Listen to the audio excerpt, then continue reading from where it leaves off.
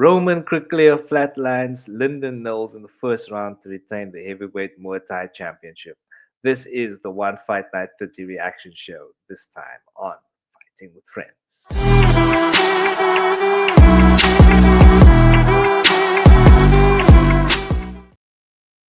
Welcome back to Fighting with Friends, the undisputed African fighting podcast champion of the world. One Fight Night 30 just finished literally a few minutes ago, and we are reacting to the card. So, with me today, the undisputed, reigning defending, undisputed, vegan defending champion of the world, Brother Gaia. What's up, Eddie? Sorry, Super guys. tired. It is 6:43 a.m.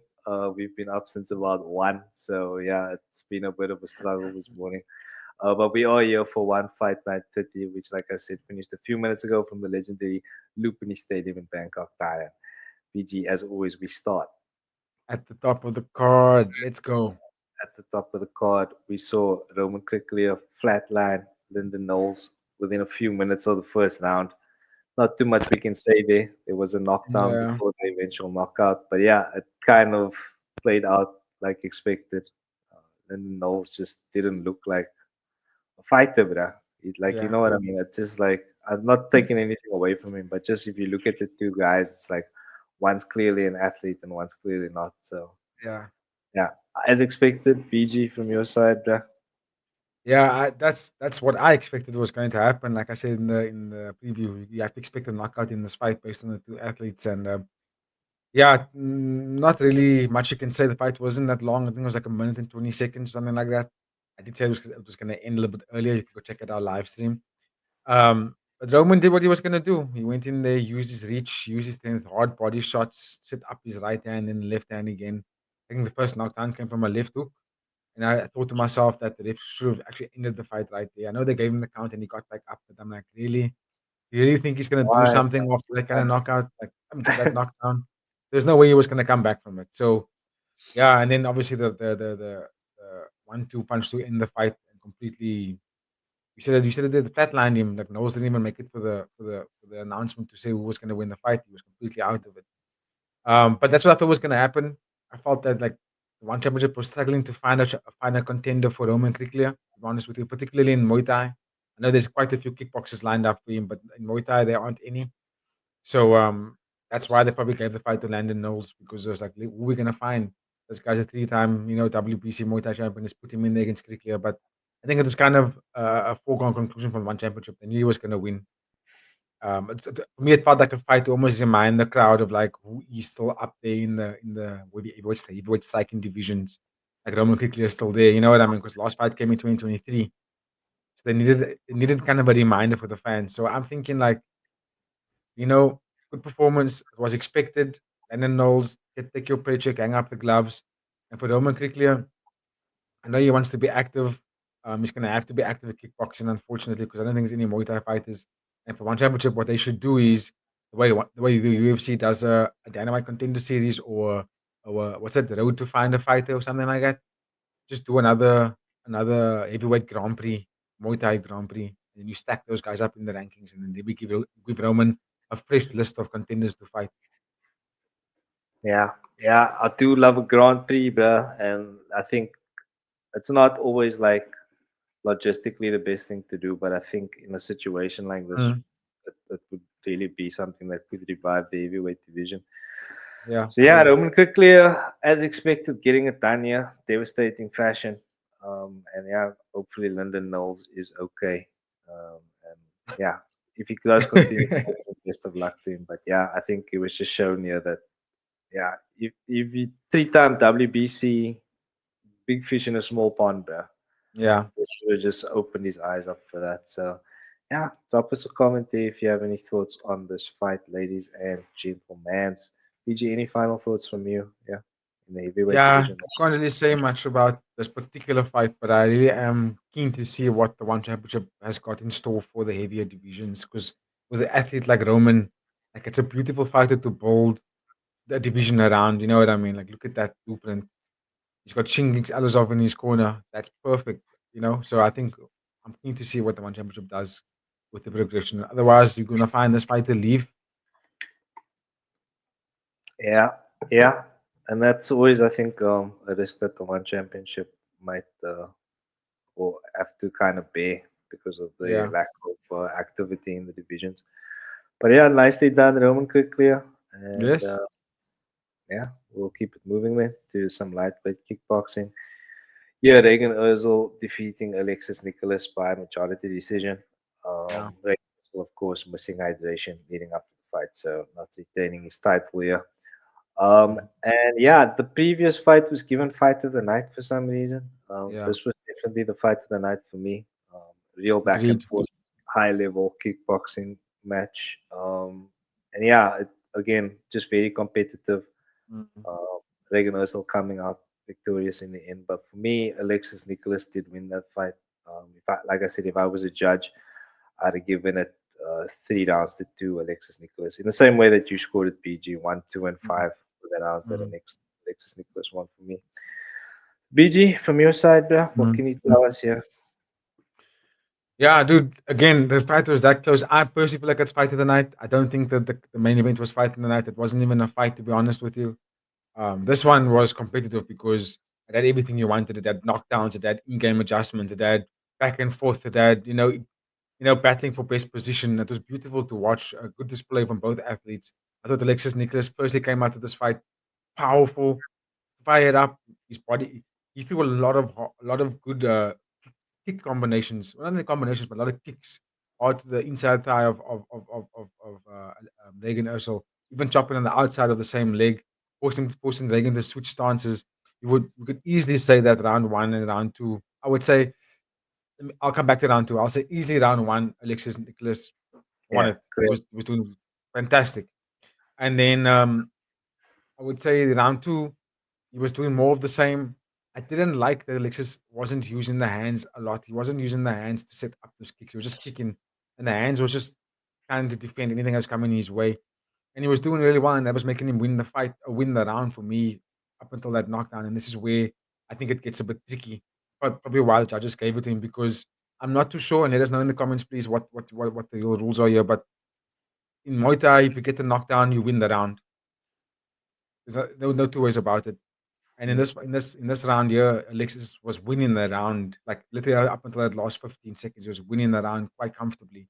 And then Reagan landed a massive left hook, dropping Alexis.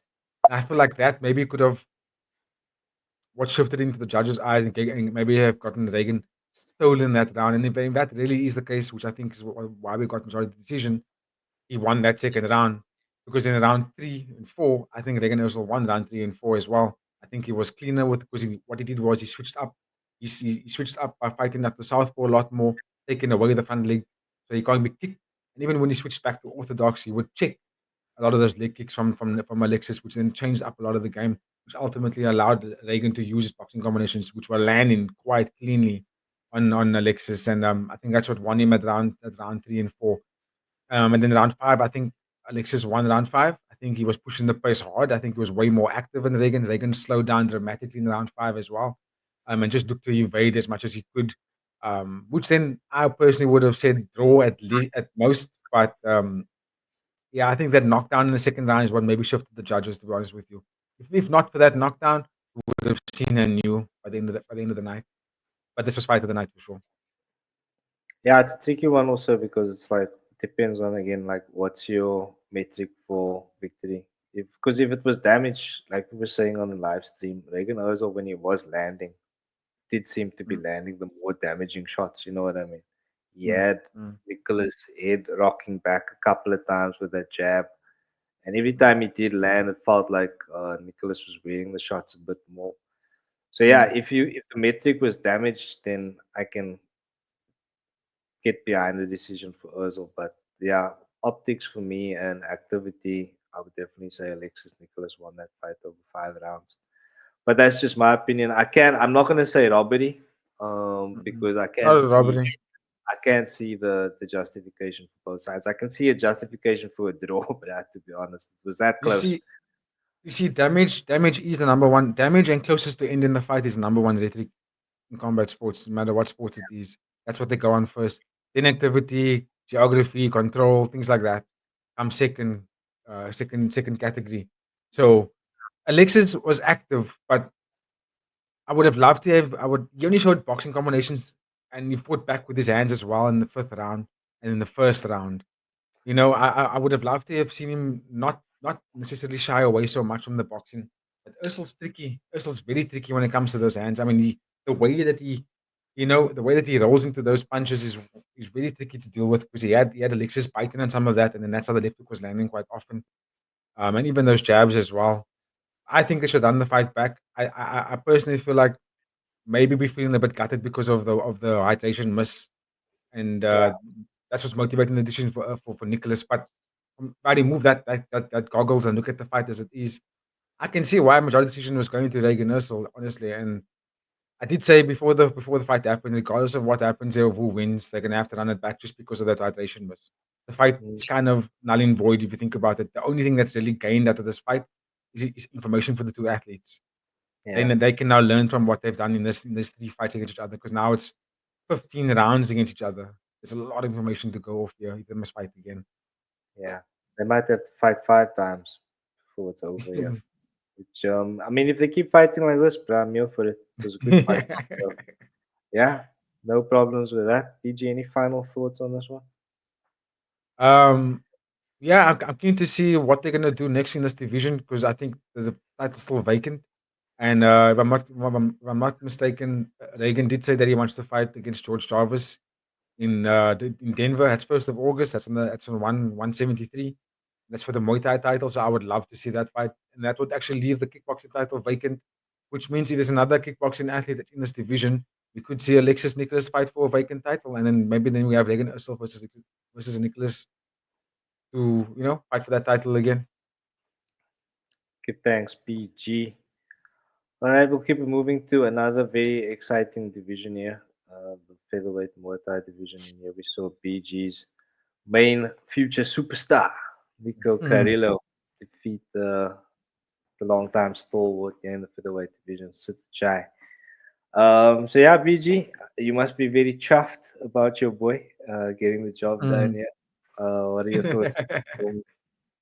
Yeah, look, good performance. I kind of had a feeling that was going to happen. I did say in the preview that the power of Nico, this fight was built for him to get that, get back in that weak column, get back into that rise at what one champions wanted to do with him in the first place, make him a champion. And who better to get there than Sitthichai, right? The guy who's done it all and held the belt so many times and beaten everybody. And but I have seen in recent weeks Sitthichai, not recent weeks, recent fights where he folds to the body shots when they landed on him. And I think Nico did his homework there, but I also did feel like Nico was so powerful. I noticed that when they got to the first clinch that they did, and then Nico landed the elbow in the first clinch, but the way he landed the elbow was almost like he was so much stronger than Sitthichai. He even moved Sitthichai's arm away and just like, I have it. And Sitthichai couldn't defend any of those clinching positions, which made me realize now you're outmatched, you're outpowered here. And Nico was looking phenomenal. I think he found his home in this division. This is his weight. Sitthichai is ranked number 5. So that definitely gives Nico a chance to go and contend against some of the top guys here. The performance was fantastic. I mean, he was walking him down, and then eventually set up that left hook to the body, which was beautiful and landed very cleanly. And yeah, the performance is what he wanted. It's what One Championship wanted, and I think it's what the division needed. Because now it's just adding another killer to that already stacked division. So yeah, Shadow also on a good streak. I forgot that he's even in there. It means Luke Lasey dropped out, which I think is unfair. He should actually be in there as well. But yeah, Murderers Row. Pick any one of those guys. Or who would you pick for For Nico Nico, Carrillo's fight? Yeah, I don't think fighting Smoking Joe would be the one. I think Smoking Joe is too much on the slide right now, and he's of that age where a win over Smoking Joe doesn't really secure you a title shot. Got to fight contenders, so I think Sitthichai is one of them. He beat Sitthichai already. I would say either Luke Lasey or Shadow or Bampara. You can't bet Superman. Superman's going to defend his title against Noiri next. So I would say Luke Lasey, Bampara, or Shadow. The three of them on win streaks. That's the three that will be most available. fair, fair. And of course, if you have any thoughts, ladies and gentlemen, let us know in those comments. Like the video, subscribe to the channel. Appreciate you, bruh. BG, any final thoughts on that one?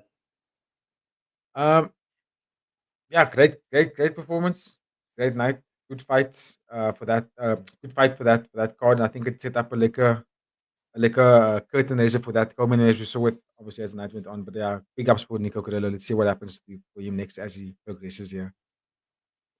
BG, super chuffed there on his little star getting it done. But we'll go now to some catchweight Muay Thai, and here we saw the American Ninja Oh, making the man who yields to no one actually healed, finishing him in the third round by TKO. And yeah, Aston Power, great performance on the night against such a formidable foe here. Um, mm, he was the faster fighter, looked very mhm, clean in his exchanges. Sixon kept walking him down as we expected, but yeah, Aston Power too slick, and mhm, ultimately getting the finish on the night. PG. mhm. Yeah, this caught us both by surprise, eh? We did say that Sexton is hard to put away, durable, one of the most high. Uh, yeah, people started. He fought Rotang twice, and Rotang couldn't even knock him out. So we thought Sexton was going to walk Tempa down and make him fight an ugly fight, use the elbows, use the knees. He did throw a hard body kick in the beginning, but what Tempa did really well in this fight, I think, was utilizing weapons that the Muay Thai fighters haven't really seen.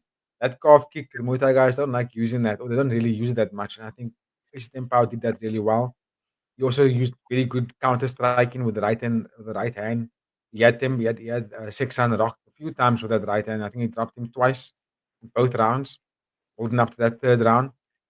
But I think for Ace Power to get to that positions, it all came from that calf kick because the calf kick is what took Sexan out of his rhythm and forced him to actually push the distance down very quickly to close Ace Power as fast as he can.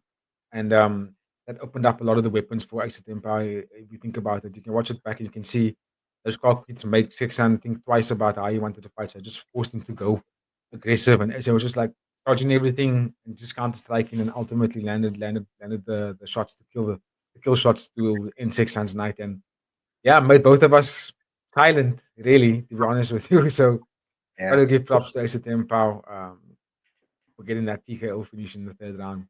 Beautiful yeah, performance. yeah. Great performance, great performance. So yeah, I mean, Sixon, I imagine he doesn't really lose any stock here. No. Always gonna be a legend. So yeah, yeah, just again a great performance by Aston Power. I don't really have too much more to say here, BG, from Mm. your side. Yeah, no, we can move it on. That fight was just good to get the fans hyped. I don't think Ace Tempao or Sixon could actually fight for any title anymore. So I think they're just gonna fight big fights like this. Fight fanfare fights like this. Fair, fair. All right, then we're gonna go to Sanza Zakirov defeating our local hometown hero here, Bokang Masunyane, by unanimous decision. Sanza Zakirov, of course, undefeated going into this fight, keeps his O here. And yeah, the size difference was very apparent for everyone to see. Mm-hmm. It did Mm-hmm. at times kind of play into Bokang's favor in a strange way because it was very awkward Yeah. for Sansa to be punching down like that. No pun intended. But yeah, I'm not sure about the weight class for Bokang, first of all, Yeah. but I do think he did make a very good fight of it. Yes. Takedown defense was excellent. I would have liked to have seen him wrestle more. But yeah, it was pretty definitive by the end of the fight. Um, Mhm. Zakirov, it was very difficult to watch by the end of the fight. But yeah, PG from your side, what can you tell us here, bro? Yeah, I agree with you in that one with the weight. I don't think Bukang should fight flyweight. I think he's going to have a mismatch with almost everybody that he's going to go up against. I do think that the height discrepancy does make it tricky for taller fighters because, as we noticed throughout that fight, Tenzar couldn't take Bukang down, and Tenzar loves to wrestle. It's what he's good at. It's his, it's his blueprint on how to win fights, along with the striking. And even in the striking department, although he was throwing a lot of combinations, like he was throwing a lot, Bukanga was quite defensively sound in most of them. He was able to roll a lot of it, defend a lot of it. He couldn't deal with the clinch. The knees in the clinch was something Bukang struggled with. But for the most part, he was being very defensively sound and clean. Even when he was going forward, he landed a takedown quite nice in that first round on Sanzo. Even when they were striking, he landed a couple left hands, and even the calf kick that he was throwing, he kicked Sanzo off his feet. He had Sanzo to the point, backing up to the point where he was panic wrestling and couldn't get Pukang down. His front Sanzo's front leg was toasted, and I think Pukang, like you said, made it a spectacle because of that. But I just think he wasn't tall enough to take the fight. If he was just a little taller, if Pukang was just maybe not 5'1", but maybe like 5'6" or 5'7", he would have probably smoked Sanzo. Probably would have walked right through him. Honestly, with that style and the way he fights and how difficult he is and how elite of a wrestler Pukang really is, I think Sanzo would have had a tough time with him if Pukang was just a little bit taller. Um, but yeah, came up short, and then you could see Pukang also got tired, too much muscle to carry because when they got to that third round, he was gassed, and that's when Sanzo landed his takedown and ultimately won the fight by just more activity, landed a lot more, took the takedown, and yeah. But Pukang still stays highly ranked in the strawweight division, so he doesn't really lose anything out of this fight other than just maybe just losing this fight. But it was an opportunity that he took, but he can always just go back now to his regional division and compete for the title again there. Yeah, yeah. I like that you said coming up short there. That was quite Oh, interesting. But yeah, very disappointing. But yeah, of course, we will continue to support Pokang Masunyane to the very end. So shout out to the homeboy. Sansa Zakirov remains undefeated. Um, yep, and he will any, continue to grow. yeah, general I think thoughts on this guy? he's now officially ranked number 5. I see the update here. He's ranked number 5 now in the flyweight division. So there we go. Climbing up the rankings. Yua Wakamatsu, who just beat Adrian Moraes for that title. Now we got an official champion. Right, let's see. Let's see if Sanzo can make a crack at it. Let's see. And of course, if you have any thoughts, ladies and gentlemen, drop us a comment in that comment section. Like the video, subscribe to the channel. Appreciate you, bruh. Let's go to some lightweight Muay Thai. And here we saw Oops, George sorry. Jarvis defeat Muhsin Shafi by unanimous decision. Muhsin Shafi missing hydration, or missing weight for You must the fight, both. Both. missing both hydration and weight for the fight. So yeah, very good fight this one, very entertaining. Mm, These guys really got after it. George Jarvis seemingly the better technical fighter, a little bit mm. faster as well, I would say. Yeah, But we've seen making a late rally towards the end. It would have been interesting if it was another 2 rounds, but it was only the 3 rounds, BG. Right decision here. yeah. And from your side, what are your thoughts? Yeah, right decision. I think George Jarvis looked slick as usual. Good body kicks, good left hands, good right hands. He was sitting up his left hook quite nice because that's what ultimately got him the knockdown at first round. I actually thought the fight was done after that knockdown. I didn't know how Muxin made it back, to be honest with you. George Jarvis hit him up with that left hook, nice. And Muxin recovered really nicely. He actually made it a bit of a spectacle when they got to the later rounds. You could see that round one, Jarvis was just way, way faster, as you mentioned, cleaner. Everything he was doing was landing. He was in like a pretty much of a flow state. He continued that in the second round, but Muhsin came back. I would say he came back utilizing his reach. He was deep in a lot more, and he actually made Jarvis fight off the counter fighting rather than going forward now. And then when they got to the third round, I think George Jarvis was a little bit tired. I'm also tired. But you could see he was slowing down quite significantly, and then Muhsin was just putting on the pace. And like you say, I actually think if they had to go 2 more rounds, I think Muhsin would have beaten him.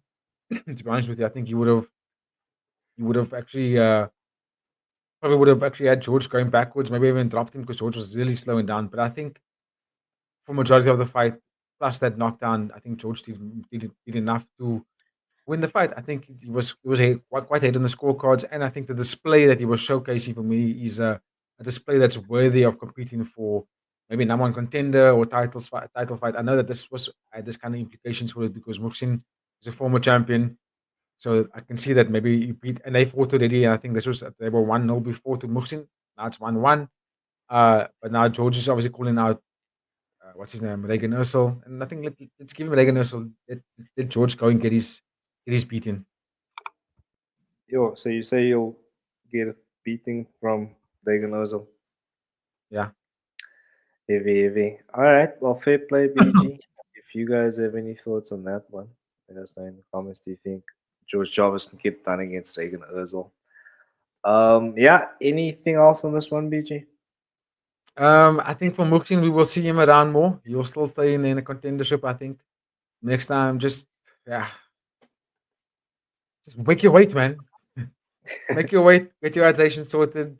Then you can show up in peak performance. You could have actually maybe won this fight. But yeah, let's see what happens with Mohsin and Shafi. But for George Jarvis, your title challenge, your title fight is waiting for you. Let's go, George Jarvis. Shock the world. But okay, then we'll go to yo steroid extravaganza here. Paul Elliott coming up against Diego Takchi, beating him by TKO in the third round. Ultimately, just by ground and pound. And yeah, I mean, say what you want, but that head kick was nice. The head kick Yeah. knocked out in the second round. Man showed some decent level striking. Not really, but it was okay. Uh, Surprising, I would say. I didn't expect the head kick. I mean, I'll put it like that. It was that's good for the surprising. heavyweight. Yeah. And for him, I didn't expect it from him. But yeah, he mostly grinded out Takuchi on the ground, pounded him, didn't really try to go for any submissions. Yeah, I don't know what else to say, but steroids one, natural nil. Yeah, I mean, Paul Elliott, yeah, I actually don't have much to say because this was a surprise add to the card. I didn't even know any of these two guys, to be honest with you. We found out about this fight on the morning of starting the live Yeah, stream. We were like, whoa, who's this? Who are these people on the card? And yeah, it still was exciting. I was exciting, but it was when they were standing, it was exciting. When they were on the ground, it wasn't really that exciting because the positions were kind of stagnant. Then when they got to the feet, it became a little bit more electric. And Paul Elliott was doing some wild stuff, too, throwing some heavy haymakers.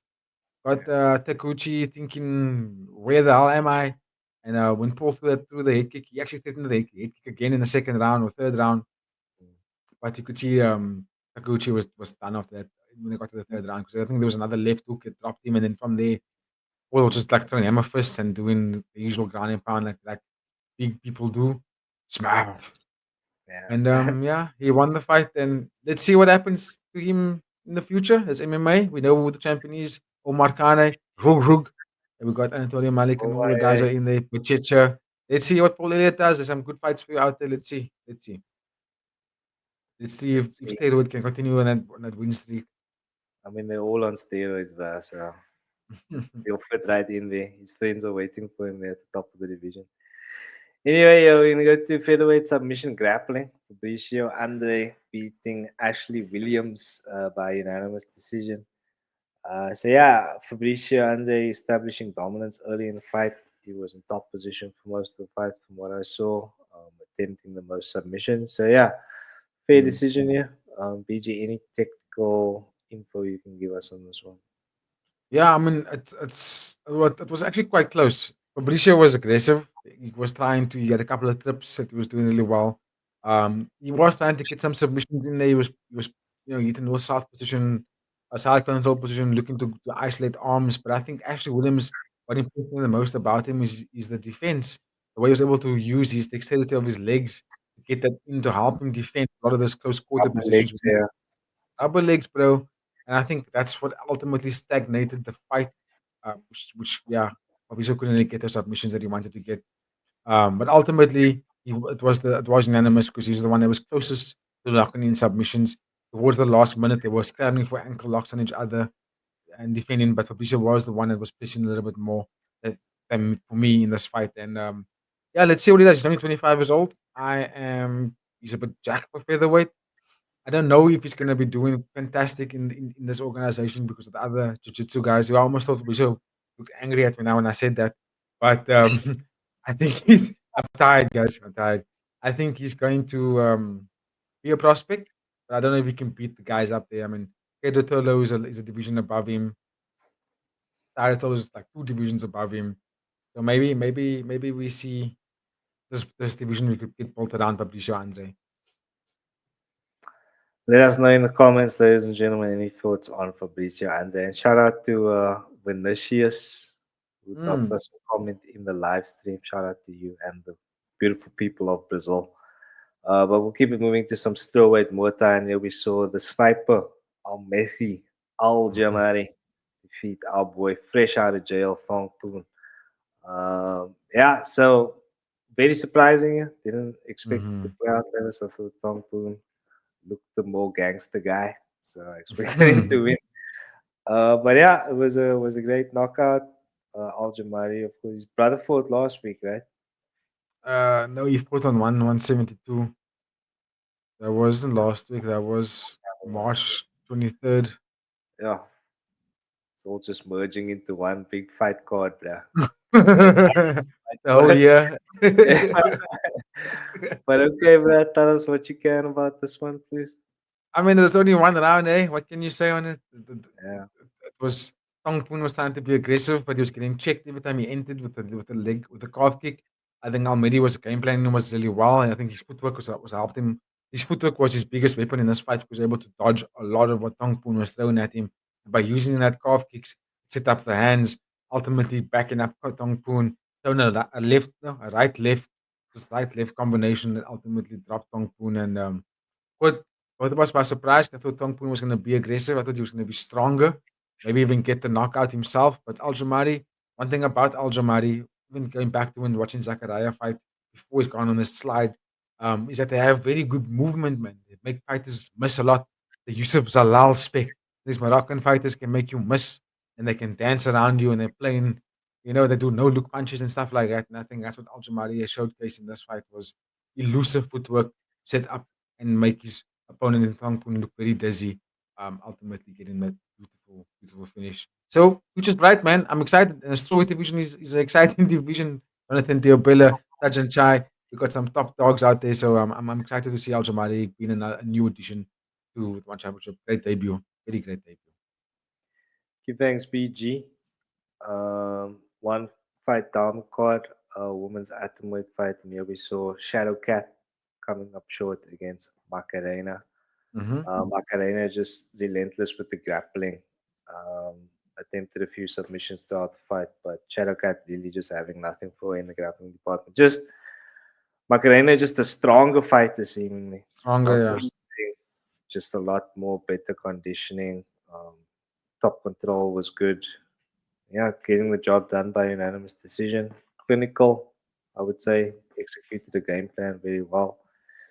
BG. Yeah, I would say the strength was the biggest factor in this fight. Because I won't say Macarena is the more technical fighter. I don't think she's the more technically sound fighter, the more eye candy kind of fighter in terms of how beautiful they can strike and utilize other stuff. Because Macarena had all the strength in the world to take Shadow Cat down, and she did that so many times, right? But didn't take that strength further to end the fight. She could have put because she had positions to put Jain in deadly positions, ending the fight positions, but she didn't take any of it. She just kept it down the whole time, and there was moments in the fight where I felt they were stalling because Shadow Cat wouldn't try and fight back to get back off the ground. He would just hold Macarena there to just to not take any damage, and Macarena would also just stay there maybe to recover and take a breath or whatever, just not get exhausted. Where I think in moments like that, you either get aggressive and then if you see you can't get out of it, do something, but you don't stall, you don't wait and let the referee maybe stand you guys up or move around. I think Macarena, when they were standing, they had beautiful hidden arm tosses with the judo throws. I think that was nice to watch. But I think once she got past that moment, she got stuck and made for a little bit of a boring fight there. But yeah, let's see what she does going forward. I'm not too keen on the next fight because she didn't showcase to me that she can be a killer. She can. I mean, if she gets Ayaka Miura again, I will bet my whole house that Ayaka Miura will tap her out again in the first round. I don't think she can do anything different. Her fight game is very safe. Like do the basics really well, but do it safely at the same time. And I think if she can add a bit more of a killer instinct to that, she'll become a phenomenal athlete in this division. Shadowcat, I don't know what Shadowcat needs to do differently, but maybe she needs to go down a weight. Maybe she needs to, yeah, I don't know. Atomweight is the smallest of them anyway, so I don't know what she needs to do next because she's getting tossed by Macarena, and Macarena is not even the elite of this division. She needs to get back in the gym, bruh. Keep working. Yeah, maybe Hopefully. if get some beef, get some strength and conditioning, get stronger. Gotta get that mass gainer. Mascarena, Oh, yeah, yeah. the weight gainer. Oh, yeah. Shout out. But let's go down to the opening bout here in the bantamweight MMA. Carlo Bumina Eng beating Mm. Mario Mastro Marini. by first round TKO. So yeah, again, Yeah, not too much we can say here. First round again, one yeah, championship, 11-2 to its name here. Lots of finishes yes. on the card. PG, what can you tell us about this one? Um, Ruminaan, running back the clock, taking it back to his youthful days, going in there and stopping the young lad in Mauro Marini.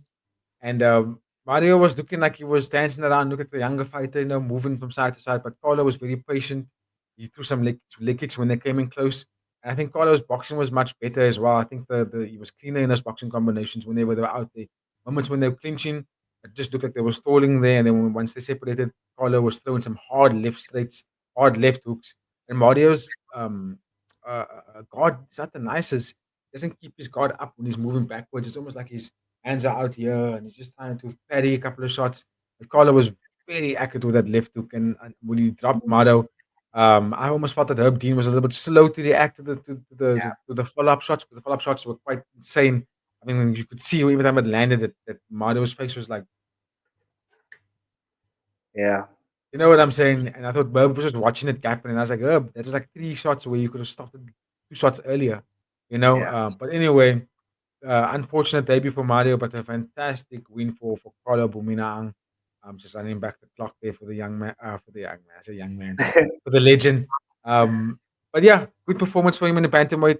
I don't know if he can still climb that ranking. As we know, Fabricio Andrade is still the champion there. Maybe he can fight 1-1 the second. Maybe Jeremy Paquetino.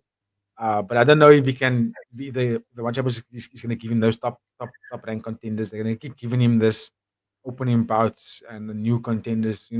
Taste to one championship is what you're going to get from Carlo Bumina. Nicely done, PG, and shout out to Con, won the second. But all right, then we can transition Okay. into one Friday fights, 103, which took place yesterday afternoon, April 4th at 2:30 p.m. from the legendary Rupani Stadium in Bangkok, Yeah. Thailand. BG at the top of the card, we saw Kulabdam, the left meteorite, Ferzan Cicek, and you were very excited about this one. I saw in the first Yeah. step. I didn't see the knockout myself, but please tell me about it. Yo, beautiful knockout. Kulabdam doing what Kulabdam does, the left meteorite. It was amazing because Farzan was the bigger fighter, taller, heavier, longer reach. Came into the fight. I was saying, "Ask Club, I'm going to deal with this," and he dealt with it really nicely by simply just chopping the legs. He didn't throw any boxing combinations up until the knockout. The fight was about maybe 2 minutes of the first round. There was a minute to go, and up until that point, Kulabdam was just walking backward, fighting off the back foot, and you were just blocking and countering by countering with hard left kicks. And the maddest part was that it wasn't even opposite stance. You know, what's her name? What's his Farzan was fighting out of with southpaw as well, and his leg was getting chewed up by Kulabdam, and then he switched stances, and it was still getting chewed up. He was even jumping to defend. He couldn't check anymore. He was jumping to defend it, and then the moment it would knock out, he was just stepping forward. Kulabdam was literally in the back of his corner. He was backwards against the corner, and as Farzan came forward, Kulabdam just threw a hard left straight, bang, dropped for his check, and you could see left me right. Even he was gassed up about it because he was like. Oh He didn't, yeah. he, and he's never really gassed up after a win. He was gassed up after this win. So Kulabdam just doing what he does. It doesn't do anything for his trajectory really because it was a catchweight fight. And he is a contacted fighter really, and I think he wants to fight bantamweight Muay Thai, if I'm not mistaken. Or was it? Yeah, bantamweight Muay Thai. So I don't think this fight furthers him up in the division, but it does still keep him around there, just outside of the top five. Mhm, mhm. Nicely done, BG. Any other fights you'd like to talk about? Yeah. Yeah, the co-main event was also quite entertaining. Wacharapune Monkun was a hell of a fight. Didn't last that long. Monkun with a beautiful counter right that he was landing on Wacharapune, but Wacharapune wasn't discouraged by any of this. He was almost dropped in that first round. In the second round, he pushed forward so quite nicely. He even had a very good slip and rip right straight, which pushed Monkun backwards and then chased him down with another right, then left body shot. The body shot was so beautiful. The Monkun could not recover. stayed down, ultimately not making the count, which got Wacharapun the knockout. Um, look, a lot of the fights are amazing. I tell you on this fight card, but I want to draw your attention to the opening fight of this fight card, between Fritz Biagtan and Edson Machavane out of South Africa. Yeah. He's still undefeated after winning this fight. The fight was nicely competitive. The first round, I will say Fritz won that first round with a beautiful takedown and controlled Machavane there. But then when they got into the second round, Edson was finding his flow state. His jab was starting to land a lot more, and the low kick, and then the spinning elbow, which is what he threw at the end of the first round and missed so narrowly. In the second round, he threw it quite early, this time landing on the entrance of Fritz, cutting him open. And you could see the moment that he landed the elbow, it's just backed up and backed up and backed up. And the referee stepped in, and the Fritz was shaking his head like that because the blood was just gashing out. He's shaking his head, and they were like, "Nope, call the fight. This guy's not going to make it back from this." Ultimately, give him it's in Machavane the TKO. Beautiful, beautiful performance. But look, ladies and gentlemen, the full card was amazing. There were knockouts of knockouts. I'm just giving you some highlights of some good fights that you could watch. But I'm telling you now, go watch this fight card. A lot of the fights on this fight ended in spectacular, spectacular knockouts. So yeah, one championship always delivering, always delivering. Give thanks, BG. Give thanks. Okay, yeah, then we can wrap it up there, bruh. And so concludes another weekend of one championship, fantastic fights. We of course had one fight night 30 finished a few minutes ago, and like we just discussed, one Friday fights 103, which was yesterday. So BG, final rating for the Friday. For give me ratings for both cards, and also Okay. any final thoughts just before we wrap it up. Friday fights, I'll give a rating. Excuse me, I was solid 8. I think the it could have been pardon me, it could have been higher, but there were a few unanimous decisions that, not few, there were one that was a little bit slow for me. But the rest of the card had amazing performances. Even the decision fights were fantastic. So I think a solid 8. And then for the Friday fights, 30. Um, More of the same, really. Good knockouts, good back and forth fights. Unfortunate weight misses, but it still made for fantastic performances. So I'm gonna go also with a solid 8 on that one over there. So big ups for One Championship. Keep a very high rating as usual. Yeah, I think that's a fair score, BG. I would agree. I also go with an 8 for Friday Fights 30. Yeah, great. Really delivered. Got to see a Muay Thai heavyweight fight. Was very excited, and it ended in the exact kind of fashion that I'd like to see heavyweight division, UFC. Hope you guys are taking notes. But ladies and gentlemen, if you have made it this far in the video, please don't forget to like, share, subscribe, watch the podcast every day. Joe Rogan. We'll wrap it up here, and we'll be back with the UFC recap tomorrow on Friday.